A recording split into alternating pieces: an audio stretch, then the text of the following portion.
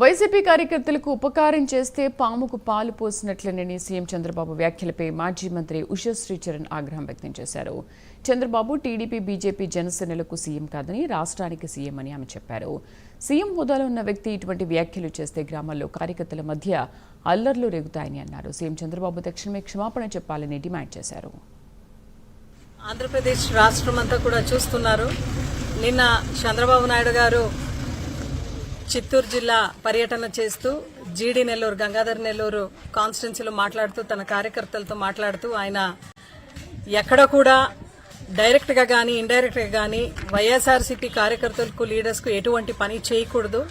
ఒకవేళ వైఎస్ఆర్సీపీ వాళ్ళకి ఏదైనా పని చేస్తే పాముకు పాలు పోసినట్లు లెక్క అనే మాట ఒక సీఎం గారు, ఆంధ్రప్రదేశ్ రాష్ట్రానికి ముఖ్యమంత్రి అయిన చంద్రబాబు నాయుడు గారు ఇది మాట్లాడుతున్నారంటే నిజంగా చాలా బాధాకరంగా ఉంది. ఎందుకంటే ఆయన కేవలం ఒక తెలుగుదేశం పార్టీకి మాత్రమే ముఖ్యమంత్రి కాదు, ఒక బీజేపీ పార్టీకి కాదు, ఒక జనసేన, ఒక కూటమికి మాత్రమే కాదు. ఆయన ముఖ్యమంత్రిగా అచంచలమైన, నిశ్చలమైన మనసుతో ఆంధ్రప్రదేశ్ రాష్ట్రంలో ఉన్న ప్రతి ప్రజలు కూడా ఈసారి వాళ్లకు ఒక బంపర్ మెజారిటీ ఇచ్చినారు. దాని అందుకునే ఆయన ఈరోజు ముఖ్యమంత్రి అయినాడు. ఏ రోజైతే ఆయన ముఖ్యమంత్రిగా ప్రమాణం స్వీకారం చేసినాడో ఆ రోజు ప్రమాణం చేసినాడు.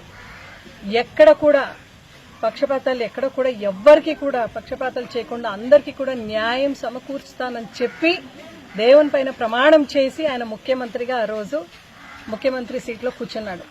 అయితే ఈ రోజు ఆయన ఇట్లా చెప్పడం